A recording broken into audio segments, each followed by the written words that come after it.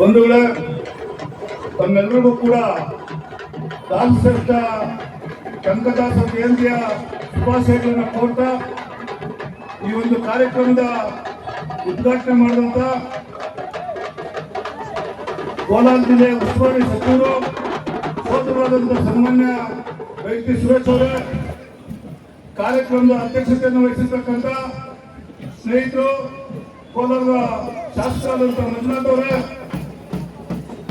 ಕೋಲಾರ ಲೋಕಸಭಾ ಸದಸ್ಯರಾದಂಥ ಮಲ್ಲೇಶ್ ಬಾಬು ಅವರೇ, MLC ಅನಿಲ್ ಕುಮಾರ್ ಅವರೇ, ಮತ್ತೊಬ್ಬ MLC ಗೋವಿಂದರಾಜ್ ಅವರೇ,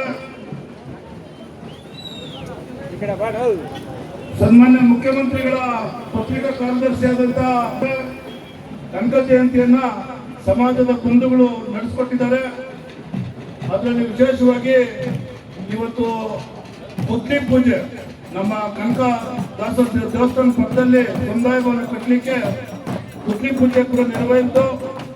ಅದರಲ್ಲಿ ಯಾರ್ಯಾರು ಎಷ್ಟೆಷ್ಟು ಕೊಡ್ತಾರೆ ಅಂತಕ್ಕಂಥದ್ದನ್ನ ಮಾಹಿತಿ ಕೊಟ್ಟಿಲ್ಲ ಸರಿಯಾಗಿ. ಅದನ್ನ ಅದಕ್ಕಾಗಿ ನಾನು ಒಂದು ನಿಮಿಷ ವಿರಾಮ ಹೇಳಿ, ಯಾಕಂದ್ರೆ ಮೊನ್ನೆ ಒಂದು ವಿಡಿಯೋ ಮಾಡಿಬಿಟ್ಟಿದ್ರು. ಇದು 100 ವರ್ಷದ ಕಟ್ಟಡ, ಇದು ಇಲ್ಲಿ ಪೋತ್ರಿಗೆಲ್ಲ ಬಂದು ಇಲ್ಲಿ ಅದು ಇದು ಮಾಡ್ತಾರೆ, ಕಟ್ಟಡ ಕಟ್ಟಡ ಜಿಲ್ಲಾ ಮಂತ್ರಿಗಳು ಮಾಡಿ ಹೇಳ್ಬೇಕು.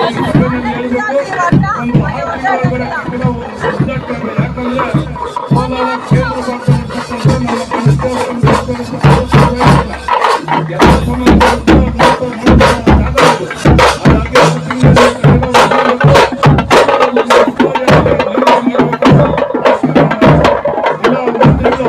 ಎಲ್ಲ ಆದೇಶ ಕೊಡಬೇಕು ಅಂತ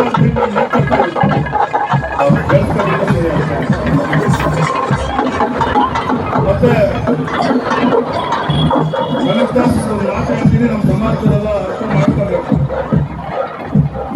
ಕುಲವೆಂದು ಬರೆದಾಡೋದಕ್ಕೆ ನೆಲೆಯನ್ನಾದರೂ ಬಲ್ಲಿಲ್ಲ ಅಂತ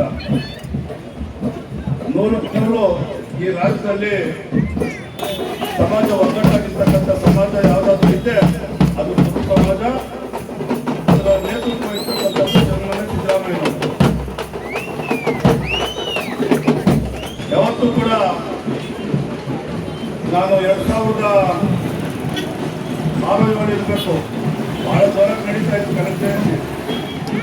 ಸೋಮ್ಲೇಟ್ ಸತ್ತದಲ್ಲಿ ಬದಲಾಗಿ ಮೆರವಣಿಗೆ ಹೋಗ್ತಾ ಇದ್ದೆ, ಯಾರೋ ಒಬ್ಬರು ಕರ್ಕೊಂಡು ನಿಂತಿದ್ದಾರೆ. ಏನಿದು ಅಂತ ಕೇಳಿದಾಗ ಇದು ಕನಕ ಜಯಂತಿ ಹೊಸೂರ ಹೂ ಅಂತ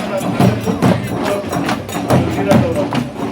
ಆ ಥರ ವೈಭವವಾಗಿ ಅಷ್ಟು ಸಂಘಟನೆ, ಅಷ್ಟು ಇದರಲ್ಲಿ ನಡೀತಾ ಇರ್ತಕ್ಕಂಥ